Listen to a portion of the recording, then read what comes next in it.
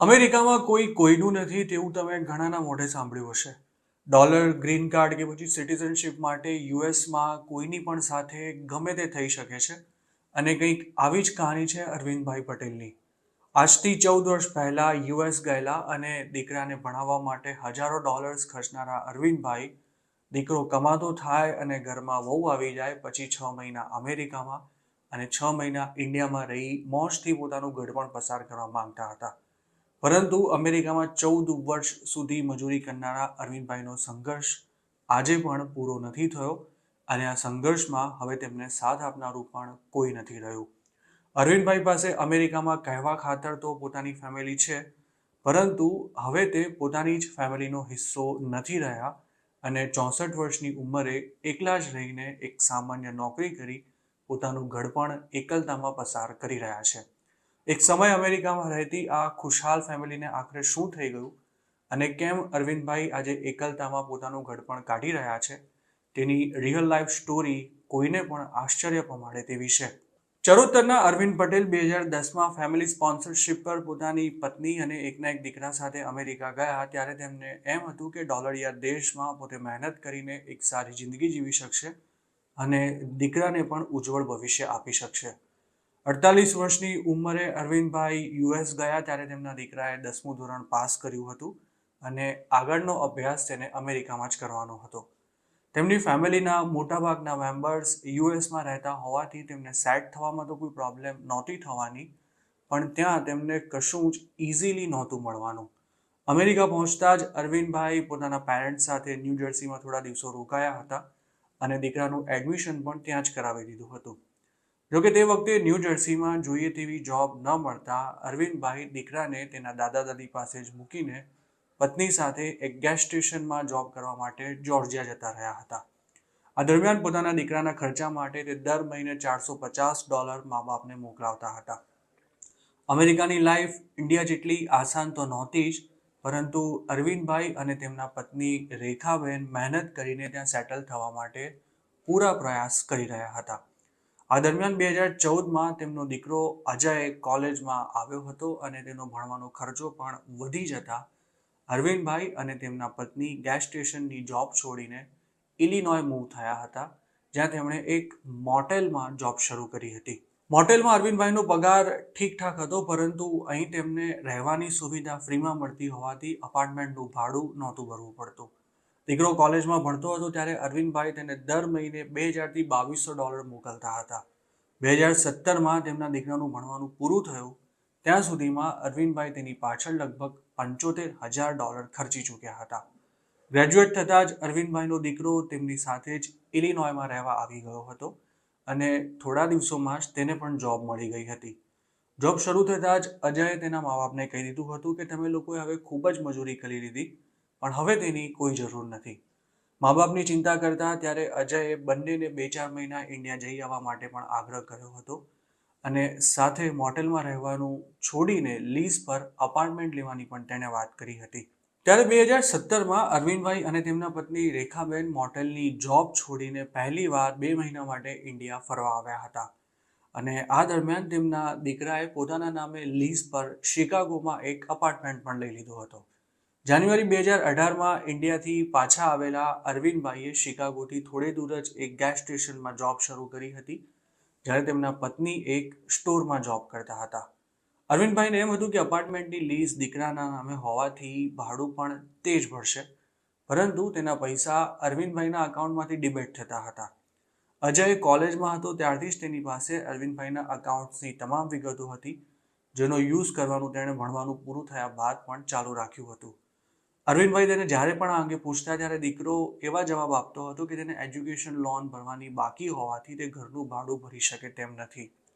અજયની salary ત્યારે એક વર્ષની $50,000ની આસપાસ હતી, પણ ઘરમાં તે ભાગે જ પૈસા આપતો હતો અને રેન્ટ ઉપરાંત ગ્રોસરીનો ખર્ચો પણ અરવિંદભાઈ અને તેમના પત્ની જ કાઢતા હતા. ત્યારે ગેસ સ્ટેશન પર કામ કરતા અરવિંદભાઈને કલાકના $8 મળતા હતા અને તેમના પત્ની પણ મહિને $2,000ની આસપાસ કમાતા હતા. તેમની અત્યાર સુધીની કમાણી પણ મોટાભાગે દીકરાને ભણાવવામાં અને બીજા ખર્ચા કાઢવામાં જ વપરાઈ ગઈ હોવાથી અરવિંદ પટેલ પાસે પોતાનો બિઝનેસ શરૂ કરવા માટે પણ કોઈ મૂડી નહોતી. જાન્યુઆરી 2018થી શિકાગોથી થોડે દૂર આવેલા ગેસ સ્ટેશનમાં જોબ શરૂ કરનારા અરવિંદભાઈને સતત ઊભા કામ કરવાને કારણે ફેબ્રુઆરી 2019માં ઘૂંટણ અને કમરનો દુખાવો શરૂ થયો હતો. તે વખતે ડૉક્ટરે અરવિંદભાઈને ઊભા કામ કરવાની સ્પષ્ટ મનાઈ કરી દેતા તેમને ગેસ સ્ટેશનની જોબ છોડવી પડી હતી. જોકે ત્યારબાદ તેમણે કેબ ચલાવવાનું શરૂ કર્યું હતું, પરંતુ તેઓ એવા લોકેશન પર રહેતા હતા કે જ્યાંથી તેમને એરપોર્ટની જ સૌથી વધારે ટ્રીપ આવતી હતી અને તેમાં પેસેન્જર્સનો ભારે સામાન ઉઠાવીને ટ્રંકમાં મૂકવાનો હોવાથી તેમને કમરનો દુખાવો ખૂબ જ વધી ગયો હતો. આ દરમિયાન કોવિડનો પણ પહેલો વેવ શરૂ થઈ જતા માર્ચ 2020માં અરવિંદભાઈએ કેબ ચલાવવાનું પણ બંધ કરવું પડ્યું હતું. કોરોના કાળમાં ઘરે જ રહેલા અરવિંદ પટેલ ત્યારે ઘરનું બધું જ કામ કરતા હતા, તેમજ પત્નીને પણ તેની જોબ પર લેવા તેમજ મૂકવા જતા હતા. આ દરમિયાન નવેમ્બર 2020માં જ અજય માટે ન્યૂ જર્સીમાં રહેતી એક ફેમિલી તરફથી સંબંધની વાત આવી હતી અને તે છોકરીનું નામ અંજલિ હતું.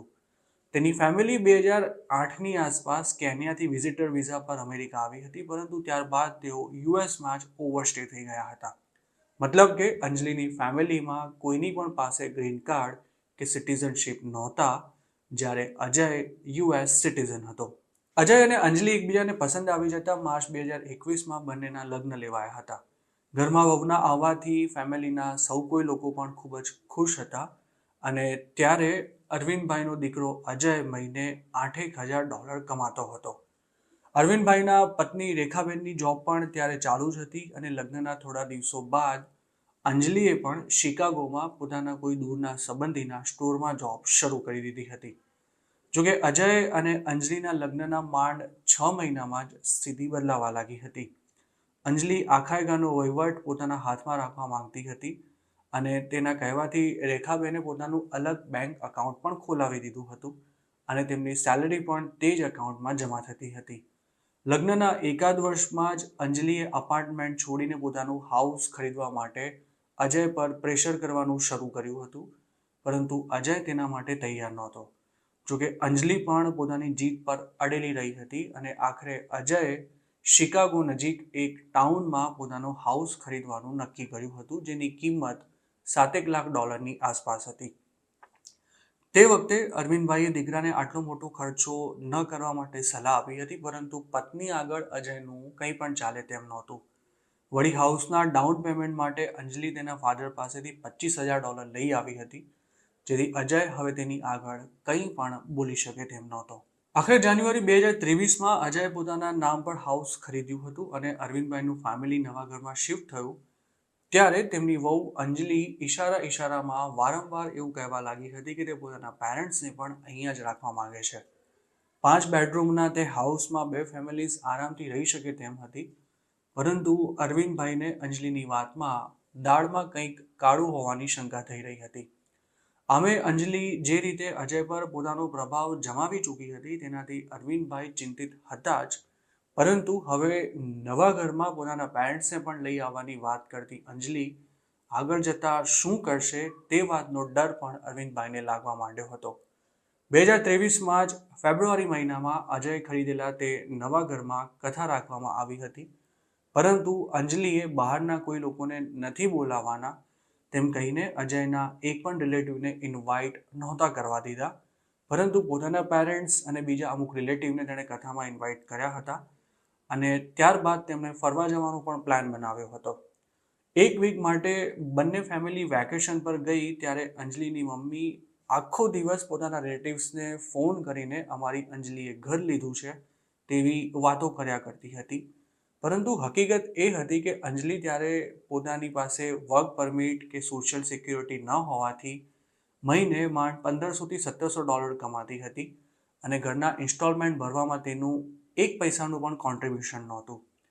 પોતાના વેવાણના મોઢે આવી વાતો સાંભળીને અરવિંદભાઈનો શક હવે મજબૂત બનવા લાગ્યો હતો અને એક દિવસ તેમણે અંજલિને મોઢે જ કહી દીધું હતું કે તારા પેરેન્ટ્સ આપણી સાથે રહેવા આવે તે યોગ્ય નથી અને આ વાતનો વિચાર પણ તારા મગજમાંથી કાઢી નાખજે.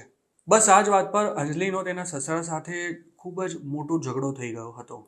અજયે પણ ત્યારે અંજલિનો સાથ આપ્યો હતો અને અરવિંદભાઈના પત્નીને શું કરવું તે જ નહોતું સમજાઈ રહ્યું. તે દિવસથી અરવિંદભાઈની હેપી ફેમિલી પહેલાં જેવી નહોતી રહી અને હવે લગભગ રોજે રોજ તેમના ઘરમાં ઝઘડા થવા લાગ્યા હતા. આ દરમિયાન તેમને એ વાતની પણ ખબર પડી હતી કે અજય જ્યારે અંજલિને જોવા ગયો ત્યારે અંજલિનો ભાઈ આ સંબંધથી જરા પણ ખુશ નહોતો અને તે વખતે અંજલિના મમ્મીએ અજયને એવું કહ્યું હતું કે અંજલિ અને તેનો ભાઈ એકબીજાથી ખૂબ જ ક્લોઝ છે અને ભવિષ્યમાં આપણે સૌ એકસાથે જ રહીશું. તે વખતે સ્વરૂપવાન અને ફાંકડું ઇંગ્લિશ બોલતી અંજલિને જોઈને જ અજય તેના પર એટલો મોહી પડ્યો હતો કે તેણે અંજલિના મમ્મીની આ વાત માની લીધી હતી અને ઘરે આવીને પણ આ અંગે કોઈની સાથે કશી ચર્ચા નહોતી કરી. અરવિંદભાઈ જાણી ગયા હતા કે અંજલિની નિયતમાં ખોટ છે અને હવે તો તેમને એવું પણ લાગ્યા કરતું હતું કે અમેરિકામાં ઇલીગલી રહેતી અંજલિએ માત્ર ગ્રીન કાર્ડ મેળવવા માટે જ અજય સાથે લગ્ન કર્યા છે અને ગ્રીન કાર્ડ હાથમાં આવતા જ તે ડિવોર્સ લેશે તેમજ અજયની પ્રોપર્ટીમાંથી પણ ભાગ માંગશે. અરવિંદભાઈ આ વાત પોતાની પત્નીને પણ સમજાવવા માંગતા હતા, પરંતુ રેખાબેન અંજલિના પ્રભાવ હેઠળ હતા અને તેને કંઈ પણ કહેવાની તેમનામાં હિંમત પણ નહોતી. પોતાના સસરાને કાયમ અંકલ કહીને જ બોલાવતી અંજલિએ તેમને પણ કાબૂમાં લેવા માટે ખૂબ જ પ્રયાસ કર્યા હતા, પરંતુ વહુના ઈરાદા પારખી ગયેલા અરવિંદભાઈએ તેને ક્યારેય પણ ફાવવા નહોતી દીધી. તેમણે ઓગસ્ટ 2023માં પોતાના ઘર પાસે આવેલી એક મોટેલમાં જોબ પણ શરૂ કરી દીધી હતી અને રોજ 10 કલાક તેઓ ઘરની બહાર જ રહેતા હતા. પરંતુ ઘરના માહોલમાં તેનાથી કોઈ ફરક નહોતો પડી રહ્યો, કારણ કે અંજલિ ગમે તેમ કરીને પોતાના પેરેન્ટ્સને સાથે રાખવા માંગતી હતી અને અરવિંદ પટેલ તેની વિરુદ્ધમાં હતા. આ દરમિયાન નવેમ્બર 2023માં તેમના ઘરમાં ક્યારેય ન થયો હોય તેવો મોટો ઝઘડો થયો હતો અને ત્યારે અંજલિએ તેના પતિને વોર્નિંગ આપી દીધી હતી કે જો તારો બાપ આ ઘરમાંથી બહાર નહીં જાય તો હું તારી સાથે નહીં રહી શકું. અંજલિ જાણતી હતી કે તેના સસરા ઘરમાં છે ત્યાં સુધી તેનો પ્લાન સફળ નહીં થઈ શકે અને એટલે જ તેણે હવે અરવિંદભાઈને ઘરમાંથી કાઢવા માટે બધી જ તૈયારી કરી લીધી હતી. તેના જ પ્રેશરને કારણે અજયે તેના પિતાને 1 મહિનાનો ટાઈમ આપતા કહી દીધું હતું કે હવે તમે તમારો રસ્તો કરી લેજો. જે દીકરાને મહેનત કરીને અરવિંદભાઈએ ભણાવ્યો, અમેરિકા લાવીને સેટ કર્યો, તે જ દીકરો હવે તેમને ઘરની બહાર નીકળી જવા માટે કહી રહ્યો હતો, પરંતુ અરવિંદભાઈ તેને કંઈ જ કહી શકે તેમ નહોતા. ડિસેમ્બર 2023ના અંતમાં સ્વમાની અરવિંદ પટેલ પોતાનો સામાન પેક કરીને ઘર છોડવાની તૈયારીમાં હતા અને જે મોટેલમાં તે જોબ કરતા હતા ત્યાં જ હવે તેમને રહેવાનું પણ હતું. જોકે અરવિંદભાઈ જ્યારે ઘરેથી જઈ રહ્યા હતા ત્યારે અંજલિએ નવો દાવ ખેલતા અજયને અરવિંદભાઈ પાસે મોકલ્યો હતો અને અજયે ત્યારે તેના ફાધરને એવું કહ્યું હતું કે આપણે એક અપાર્ટમેન્ટ જોવા જવાનું છે અને જો તમને તે પસંદ આવી જાય તો તમે અને મમ્મી ત્યાં જ રહેજો.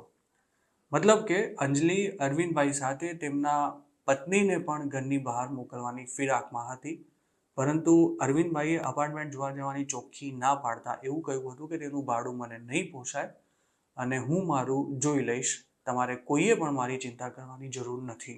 ડિસેમ્બર 2023માં દીકરાનું 5 બેડરૂમનું આલિશાન હાઉસ છોડીને નીકળેલા અરવિંદ પટેલ આજે ઇલિનોયની એક મોટેલમાં રહે છે અને ત્યાં જ રોજની 8 થી 10 કલાકની જોબ કરે છે. 64 વર્ષના અરવિંદભાઈને કમર અને ઘૂંટણની તકલીફ તો છે જ, પરંતુ તેમ છતાં પણ તે એકલા રહે છે અને પોતાનું જમવાનું પણ જાતે જ બનાવે છે. ઘર છોડ્યાને 7 મહિના આવ્યા હોવા છતાં પણ તેમની આજ દિન સુધી દીકરા કે પત્ની સાથે કોઈ વાત નથી થઈ અને તેમની ગેરહાજરીમાં વહુ ઘરમાં શું કરી રહી છે તે પણ અરવિંદભાઈ નથી જાણતા. તેમને બસ એક જ વાતનો ડર છે કે ક્યાંક તેમની શંકા સાચી ન પડી જાય. આમ ગુજરાત સાથે વાત કરતા અરવિંદભાઈએ જણાવ્યું હતું કે અમેરિકામાં ઇલીગલી રહેતી કોઈ ઇન્ડિયન છોકરીએ માત્ર ગ્રીન કાર્ડ માટે સિટીઝનશિપ ધરાવતા છોકરા સાથે લગ્ન કર્યા હોય અને પોતાને ગ્રીન કાર્ડ મળતા જ ડિવોર્સ લઈ લીધા હોય તેવા કેટલાય કિસ્સા અત્યાર સુધીમાં બની ચૂક્યા છે અને કદાચ અંજલિ પણ કંઈક આવું જ કરવાની ફિરાકમાં છે. જોકે તેમને દુઃખ એ વાતનું છે કે પોતે જે જોઈ શકે છે તે તેમના સગા દીકરા કે વહુને નથી દેખાઈ રહ્યું. અરવિંદભાઈએ એવું પણ કહ્યું હતું કે તેમની આ સ્ટોરી પબ્લિશ થશે ત્યારે ઘણા લોકોને તેમાં બીજા કોઈનો નહીં પણ ખુદ અરવિંદભાઈનો જ વાંક દેખાશે, પરંતુ આવા લોકોને અરવિંદભાઈ કશું જ કહેવા નથી માંગતા. અમેરિકામાં રહેતા ગુજરાતીઓને તેમની બસ એક જ સલાહ છે કે ગ્રીન કાર્ડ માટે બહારની કોઈ વ્યક્તિ તમારી ફેમિલીને બરબાદ ન કરી નાખે તેનું હંમેશા ધ્યાન રાખજો.